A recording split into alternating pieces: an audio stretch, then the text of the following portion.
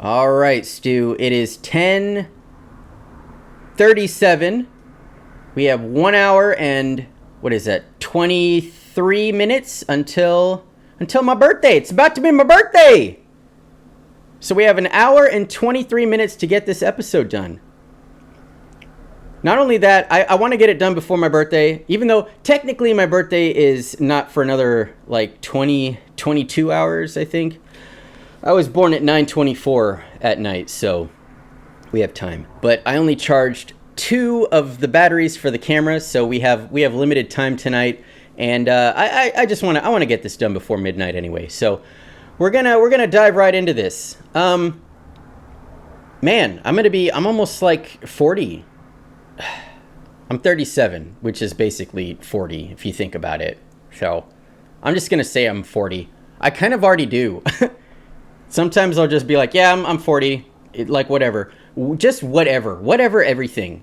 Who cares anymore about like like I'm 40. I'm turning 40. That's how old I am. I don't care. I just like what is 37? What is 38? What is 39? It's all fluff. I'm just a 40-year-old guy talking to a teddy bear on my birthday. We're gonna do. I sent out a Google form, Google Doc, whatever you call it, to you, the viewers, and I got some responses. So I wanted to read those. That's what we're gonna do today. We're gonna talk about birthdays. The prompt, I can't remember what the prompt was exactly. It was just share your memorable birthday. I think I wanted it to be like embarrassing, funny, heartfelt, happy, whatever. Just a memorable birthday. I got 18 responses. We're gonna read 10. We're gonna read 9. We're gonna include mine. That if you remember the painting video I did last year or 2 years ago. Last year? I don't know. Again, what is time? Doesn't matter.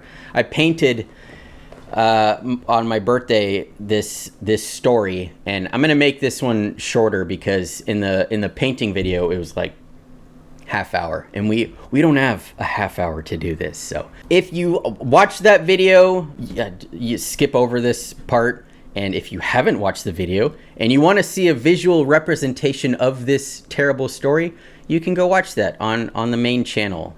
Cahn runs, because that's what I do. I run. This was my 12th birthday in 1998. I went to school. I was having a pretty good day as far as birthdays go. I was getting the happy birthdays. I was feeling good. That weekend I was going to Fuddruckers, and I invited the girl that I liked, Carolyn, and she said, yes, I will go to Fuddruckers for your birthday. I was excited about that. So yeah, I was having a pretty good day up until I got to my history class. Miss Boffman. I get into my history class. Miss Boffman tells us all to put everything away, and that we're going to be taking a pre-test or like a practice test or whatever on ancient Egypt, which is what we were learning about at the time. We put everything away. We start doing this pre-test, and within like a minute, she starts yelling at me from across the room. She's like, "Sam Cahn, what are you doing?" And myself and the rest of the class are like, "Whoa, what the fuck, lady?" And she's like, "You've had your eyeballs on Stacy's paper this entire time?" She's just drilling into me. She's like, "Are you gonna cheat on the real test too?" And I'm like, "I'm not. I wasn't cheating. I wasn't looking at their paper." And she yells at me for talking back to her. And she's like, "Take your test and get out of my room. Go to Miss Boyd's class." And I'm like, "Okay." And I start crying. I'm immediately, waterworks is happening. I'm really upset. And I walk over to Miss Boyd's class, who was our science teacher, and I'm still crying. And I walk in there, and instead of crying in front of 30 kids, it's now doubled to 60. I'm crying in front of 60 kids now. I sit down at the back of the class in like an empty desk, and Miss Boyd comes over with tissue, and she's like, "It's okay, calm down, just take your test, it's okay. I'm trying to compose myself, but who's in this class but Carolyn, the girl I'd be trying to impress with my endless knowledge of Jaws and good taste in fine dining this weekend at Fuddruckers. So that was a lot of fun. I get done with the test. I ask if I can go back, and Miss Boyd's like, no, just put your head down or read or whatever until someone from Miss Boffman's class comes over and gets you. Put my head down, cry a little more because what a day. And then finally, someone from Miss Boffman's class comes over and takes me back. And on the way over, I start thinking about what happened. And I start feeling, you know, and I'm about to start crying. And I'm trying to stifle it, but it's right there. And if I say anything, I know my voice is going to start shaking. My eyes are already welled up. I'm gonna have to talk to her, and I'm ready to cry, baby. I'm walking back to my seat, and she tells me to go sit on a stool in front of the classroom, which I go and do. She's like, why do you think I kicked you out of my classroom? And I'm like, I don't know, I didn't cheat. And I'm like, I'm starting to get upset again. And I'm like, I promise I wasn't looking at their paper. And she's like, well, maybe we should sing happy birthday to you since it's your birthday. And before I can figure out what the fuck is happening, everybody starts singing to me. I'm sitting there and I'm scanning the room, trying to make sense of everything. And my eyes notice something in the back of the room, a big black box with a red blinking light. I know this light as the indicator for my dad's VHS camcorder, which means he's recording a video. And sure enough, ducked under the table rises my dad, holding the video camera, probably zooming in on my horrified face as all the children sing happy birthday. After the birthday song, Miss Boffman apologized and explained the whole plan. My dad wanted to surprise me for my birthday, so he called Miss Boffman, and they came up with this plan. It was to get me out of the classroom so that my classmates could make me birthday cards. And they decided the best way to get me out of the class was to kick me out. So she devised the plan to fake like we were having a test, accuse me of cheating, yell at me, make me cry, and I would leave the room and they would make cards for me. So while I was out of the room, crying in another, my dad showed up and told all the kids what I was interested in, which was namely movies. Back to the Future, Jaws, Psycho, and Rocky. So those were the birthday card themes that the kids were going to be dealing with. And since we were learning about Egyptian gods and whatnot, they made me the crown to wear while each student walked up and handed me a card, which, as an introvert, was a nightmare. Mind you, this was before cell phones. And if you wanted to go on the internet back in the day, you had to go to the computer lab. So all the kids were just going off of what my dad and Miss Boffman were saying. Like, what's Rocky? What's Psycho? So they were like, you just draw a shark, draw a boxer, draw a guy in a dress holding a knife. And so those were the birthday cards that I got. Just little crude drawings of my favorite movies, which were really sweet. But yeah, I was so embarrassed by the attention because I know my classmates were thinking like, why the fuck are we doing this for Sam? Like he didn't survive a lung transplant or anything. Like why is his dad coming in here and we're throwing him a party? But I think it took up the whole class, so we didn't have to work. So I think that was a fair trade-off. So that was the worst April Fool's prank I experienced so far. All right, we're gonna do this Google Doc. We're gonna go through these stories and we're gonna call it a night. I am so stupid with technology, I swear. I gotta make this bigger because wearing glasses doesn't seem to help me anymore. Okay, first up we have my buddy John. Hi, John. This better be good, John. It must have been my 10th birthday. I was finally playing catcher for my travel ball team, but was sick of using the team glove. I grew up pretty poor, so asking my single mom or shitbird father for $300 for a $300 glove was a non-starter. My grandparents being the best fucking people on the planet, my grandfather really being the father figure in my life, managed to dip into his own pocketbook and surprise me with a Mizuno catcher's mitt. But this isn't the best part. My gramps always loved to make his gift not only one you wanted, but a memorable experience. He set up this elaborate scavenger hunt. Mind you, there's like people at my house. But I opened this little green jewelry box he had tons of from his little shop. Inside was a key, but not like a regular house key, like some old antique lock key. Underneath the key was a piece of paper with some math equation on it. Solved it relatively quickly and realized it was our home address, 14718. I go out front. We had the numbers painted on the curb. Well, Grandpa had parked his car right there.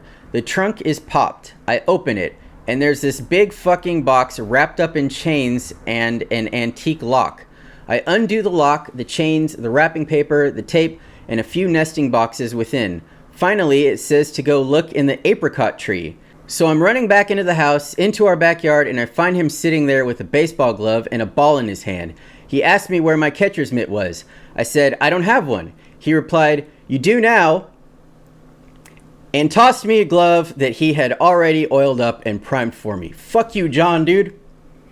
I still have that glove to this day. He's still alive at 85. Oh, fuck you, John. Dude, fuck you. Fuck you, man.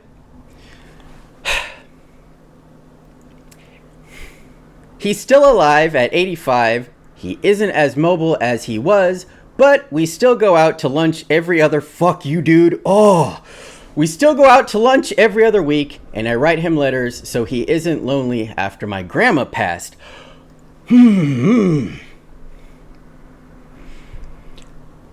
Jonathan, I wish I could see him every day, and I will miss him dearly when he passes, but damn it if I don't remember that birthday like it was yesterday. He also calls me and sings happy birthday every year. Jesus Christ, dude.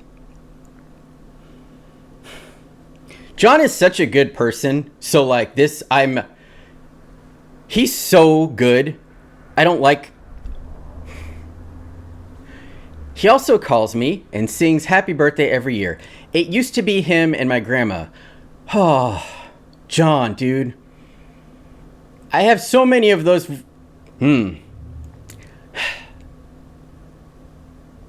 I have many of those saved on my voicemail, so I don't ever forget their voices. I hate getting older, but I cherish my birthday knowing I'll get a message from him. Sorry, this turned into a long fucking thing, and this isn't funny. I just like the story. It's okay, John. It's okay. I need a second, man. I don't know what happened there. That was like my heart. All right, we're back. My mom called, and I had to take that. That's what I spent the last 5 minutes doing, is talking to my mom on the phone. I wasn't collecting myself or anything. Okay, number 2. This is from Gooz, Gooz. Burger King with family and friends. That's it. Right? Yeah, that's it. That's all that. Burger King with family and friends. Good job, Gooz. I hope that was a good birthday. I don't know if maybe you hit submit too early, or if that was the good memory. It sounds like a good memory. Burger King with family and friends. You can't beat that, Gooz. So happy times. That's good. Short and sweet. That's perfect. Okay, number 3 is from Kevin. I was like 12 years old and my parents were in the middle of separating. They were always super cool and cordial with each other the entire time, but for some reason, on my actual birthday date, they could not stand each other. I don't know if you've ever watched your mom hate bake a cake for you while you and your dad sat in silence, but it's an interesting experience. It was a Sunday and some friends called to see if I wanted to hang out. I told them it was my birthday and I was with my family, and they just kind of invited themselves over, assuming I was having a party or something. Unfortunately, for the next few hours, the 3 of us played darts in silence on a very rare, cloudy, gloomy, miserable day in Arizona because the tension in the air was so thick, with 2 C's, between my parents, it made any noise in the room so awkward. Definitely a good way to kill my interest in birthdays after that. Yeah, I'm sorry, Kevin. I wouldn't like birthdays after that either. And I've never had a hate cake, but I hope it was okay. I hope it was good. You turned out all right. I like you, Kevin. All right, number 4 is Sarah. When I was in elementary school, we had this thing where you could bring in cupcakes for your birthday to celebrate with the class. Of course, my clumsy ass fell with the tray in my hands. I dropped the whole cupcake tray and then fell on top of it in front of my entire class. I was embarrassed, sad about the lost cupcakes, and covered in strawberry frosting. It was right at the beginning of the day, so I had to go to the nurse and get clean clothes from the lost and found because mine were all sticky and gross. Oh my god. However, my teacher was an absolute saint, and she went to the grocery store while we were at lunch and got some bakery cupcakes so we could still celebrate. Oh, that's really nice. You know what, Sarah? The kids probably don't even remember that. I'm sure they totally forgot about the day that you brought in a tray of cupcakes and dropped it and then fell on top of it. I bet those kids, it just totally gone from their memory, and nobody talks about it to this day. They probably didn't give you nicknames or anything. I'm sure it was just gone from their mind. So happy birthday, and I'm glad that you had a really nice teacher that did that for you. All right, next up, Pickly D. Hey Sam, happy birthday. Don't know if it's in advance or belated. It's in advance. Now, a bit of context before this story starts. I lived in a residential area that was mostly comprised of apartment complexes. Out of these apartments, there were 2 buildings that were separated by a strip of a footpath, somewhat like an alleyway, minus the dead ends, garbage, and a possible stabbing behind a bin. Anyways, the interesting thing about this footpath was that it was split into 2, one part elevated and the other a normal height, for lack of a better term. What split the elevated and normal path was a curb of sorts. So one is elevated in the bottom one, and then there's a curb. Okay. Anyway, now to the birthday part of the story. I was about 6 or 7 years old. The day prior, it rained in my area, so this strip of footpath was wet, but surprisingly, the non-elevated path had a lot of... No, the non-elevated... So the bottom had a lot of wet mud/muck covering it. It most probably occurred due to a lot of dust mixing in with the water, but aside from that, it was a large amount of wet mud/muck. So that means that everybody was on the elevated path just chilling. Okay, so you guys are up here and the mud is on the bottom. Got it. A girl I didn't see often at the time had made her way to this footpath. Apparently, it was her birthday, and with her brought a small bag of chips with her. I remember it being Lay's for some reason. She shared it to whomever and then was eating some of the chips by herself. That was when she made a mistake. She was balancing herself on the curb. Due to the rain, it was wet, which means it was slippery. She slipped and fell straight into the wet mud. Now, due to kids being stupid, we didn't know how to help, so her mom had to come and help pull her from the mound of wet mud. All I can remember is this girl crying and the back of her pants and shirt stained with the gray mud. I don't really remember seeing her after that. Then again, I have a very selective memory, so I don't remember what really happened after that. Poor girl. I'm really glad that this happened so long ago that... I mean, you were 6 and 7 years old, so you probably wouldn't have had phones. But I'm glad that this happened long ago to where this wasn't captured on film, because this is the type of thing you would see on a TikTok, and this girl would go viral, and that would be it for her. I hope she's okay, though. The fact that you didn't see her again after that is a little concerning. And then I don't know how high the ledge was, so even if it wasn't that high, I mean, you can hurt yourself if you're falling. I'm sure she's okay. She was probably okay. Just a little embarrassed, but I'm sure she's fine now. All right, moving on. Number 5? I don't know. Titanic Tears is the name. I don't know if this was my birthday, but I wanted to contribute. Too bad we're skipping this one. I'm just kidding. I was probably around 6 years old. My mom took me to a fair with my siblings, and there was this huge inflatable Titanic slide. The thing seemed ginormous. I think everything seems bigger when you're a kid because this thing put the actual Titanic to shame. I told my mom to wait at the bottom, and I climbed this behemoth. It was smooth sailing to the top and an exhilarating ride down. When I got to the bottom, I found my mom. "Mommy, did you see me? I did it, Mommy!" Except it wasn't my mom. My tiny adrenaline-filled body had mistaken a man for my mother. He just stared at me. It took a few seconds for me to calm down, but eventually the excitement was replaced by utter shame and embarrassment. I ran away and eventually found my traitor of a mother. The worst part was this man looked nothing like my mom. He was an older white guy with balding gray hair and a gut. My mom is thin and brown. That was like 20 years ago, so he's probably dead now. That is a hell of a way to end this story. You know what's really funny is I've seen Titanic, like, inflatable, like, bounce houses or slides or whatever. And that's such a strange thing to have kids play on. Like, I think the one that I saw in pictures was, like, two halves of the Titanic. And, like, that's kind of fucked up, right? Like, that wasn't a good time people had on the boat. I mean, they probably had a good time up until, but to make that like a bounce house or whatever, I don't like, that'd be like in another 50 or 60 years they have, you know, twin tower slides or whatever. Like, that's kind of it's fucked up, dude. Poor guy. I'm sure he was just as confused as you were. He's probably more confused because he's just chilling at the fair. He's watching the kids on the Titanic slide, and this kid comes up to him and is like, Mommy, did you see what I did? And he's like, whoa. And then when he probably saw you run off and go to your mommy, and then he was even more confused, like, wow, we're not wearing the same hat. We're not the same height. There's nothing. How did that happen? He probably tells this story to this day. Assuming he's still alive. He might be dead. He's probably dead. All right, next up, we have Furious George. So I was working at a pest control company. It was a super small company with maybe like 20 employees. 3 of us in the office taking calls and doing dispatch, and the rest of them were techs out in their trucks alone all day. The techs never really saw each other except at the end of the day, maybe.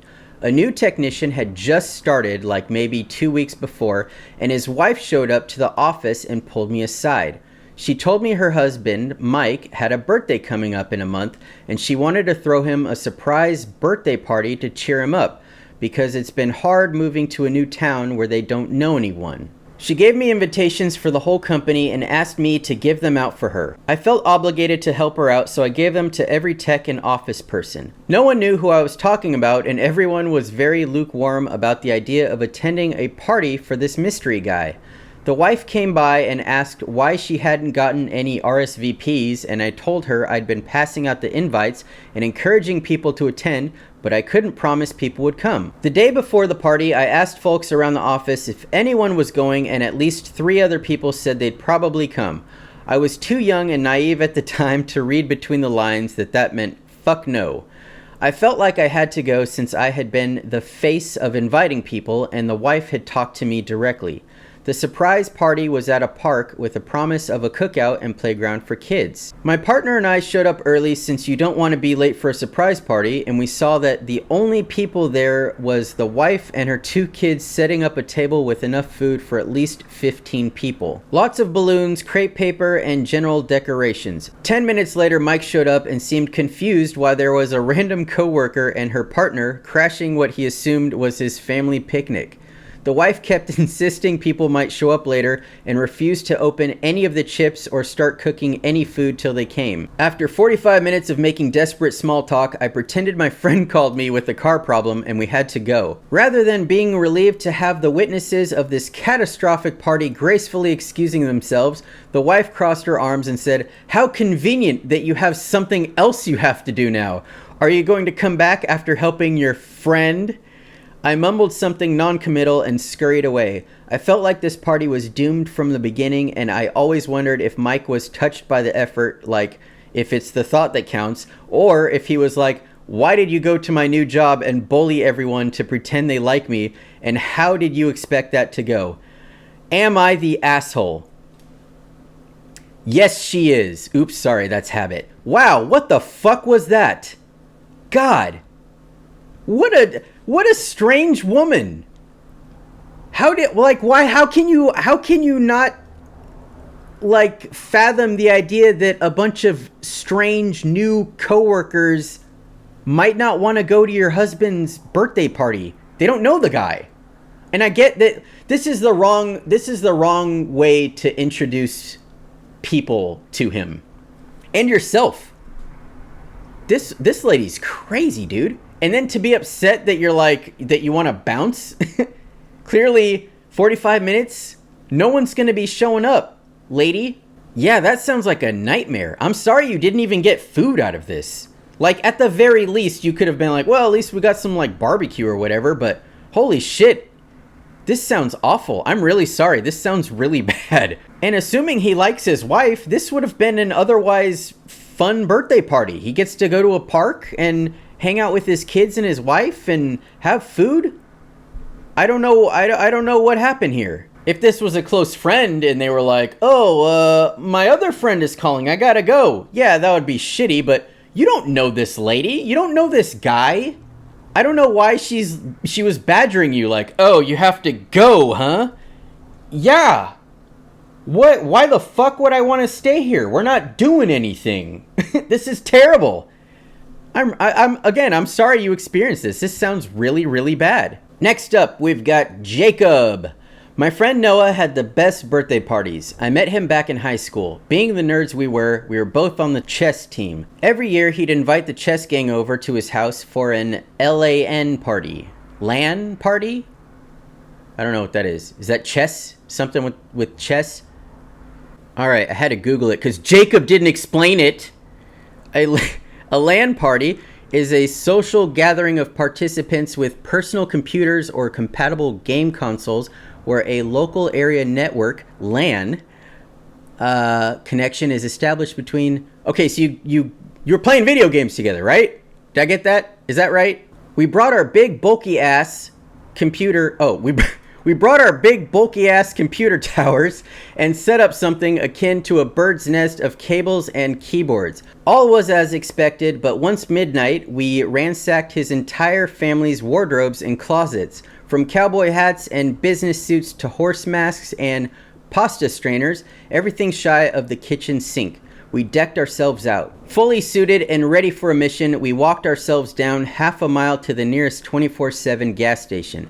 In hindsight, I worry that whatever poor soul had the shift that night feared a robbery. But really, we were just there for snacks. Slushies and candy in hand, we left none the wiser. Okay, and there's a picture here. Oh, this is great. I don't know which one is you, Jakob. I hope that you're the unicorn in the middle there. You guys look like a kid-friendly version of the Watchmen. This is awesome. I wouldn't be if I was working that shift, I wouldn't have feared that you guys were gonna rob me. You guys look like you're there to just have a good time. Get some snacks, get some slushies, and go back to your party that you didn't invite me to, by the way. Now that I know what a LAN party is, how about you invite me? Jakob, it's my birthday. It's like my birthday in a little bit, so...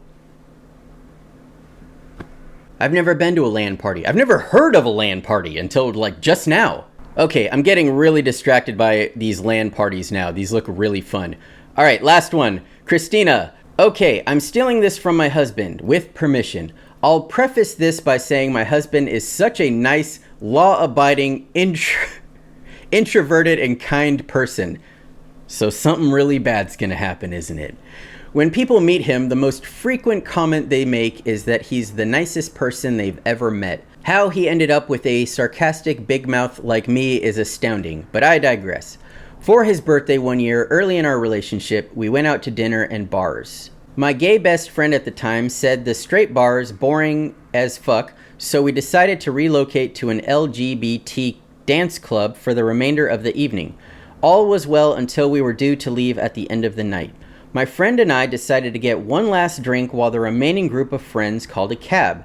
Yes, I'm aging us here. Unbeknownst to us, my friends were able to hail a van cab but needed us outside stat. My husband could see my friend and I through the entrance of the club and asked the doorman if he could step inside to call out to us. The bouncer wouldn't let him inside the doorway and made a move to grab him. My husband dodged him to the side and he called security over, which happened to be a Denver cop, which promptly put him in cuffs. If this sounds like extreme overkill, it definitely was. It's important to note that I'm not omitting details to portray my husband in a better light. He truly never tried to enter the club without permission, nor got past the roped area. He simply wouldn't let the bouncer grab him. By this time, I had come out with my friend and was shocked to see my husband in handcuffs being led by a cop outside. The cop took one cuff off and I asked what had happened, and my husband, very tipsy at the time, replied calmly but audibly to me, "Oh, just a cop on a power trip." Bad idea, buddy. And with that, the cop snapped the cuff back on and shouted, "Okay, motherfucker, you're going to jail." And with that, they took him into custody and he spent his 27th birthday in jail all night. I remember calling out as they put him in the cop car, "Why are you arresting him? He's wearing a cardigan." I think drunk logic made me think that it was confounding they were arresting such a nerd. Anyway, he said jail wasn't scary but super dirty, and they gave them all a mystery sandwich brick of bread and meat, and the bread was so stale and hard they physically could not bite or break any off. He was charged with trespassing and disturbing the peace, which was removed from his record after paying a fee and completing a class called Making Better Choices. It's just a funny story now, but I'm sure it was a terrible birthday for him, spending 5 hours overnight in jail. Moral of the story, don't even talk light shit to a cop, because Denver cops indeed are on a power trip. Will do, Christina. That sucks. I'm really sorry that that's how he spent his night in jail, but hey, kind of funny story now. I don't understand why the bouncer had to call somebody over. Isn't that the bouncer's job? Like, or are they not security? Do they just watch the door, and if somebody like runs past them, they call security? But I feel like bouncers are usually like big guys, no? I don't know, that just seems like a weird thing, especially since your husband didn't do anything aggressive. It sounds like he just kind of like, like dodged the bouncer, and then the bouncer had to call security? Anyway, still, I'm glad he was okay, and I'm sorry that he had a really bad sandwich in jail, and that was his little birthday dinner. All right, that was it. We still got a few minutes to spare here. Thank you very much to those who submitted their forms. Sorry if I didn't get to read yours. I think I might do some next week just for the hell of it. But yeah, thank you to everybody that submitted a story. I really appreciate that. I really like those stories. Those were really nice. Stubaka, did you have anything you wanted to add? Really? You tried to make me a cake? That's really nice. Yeah, I'm sorry it didn't work out because the lack of thumbs thing. Yeah. Anyway, it is April Fool's Day, and if you want to prank somebody, make sure it's not a really like nasty, mean prank. You don't want to like hurt somebody that you love. Make sure it's a little fun-filled prank. Don't do what my dad did. Ever. If you have kids, don't ever do that to them. I'm still healing from that. And as always, if you go to the grocery store, especially on my birthday, use a cart, put it back in that fucking cart return where it belongs. And we'll see you next week.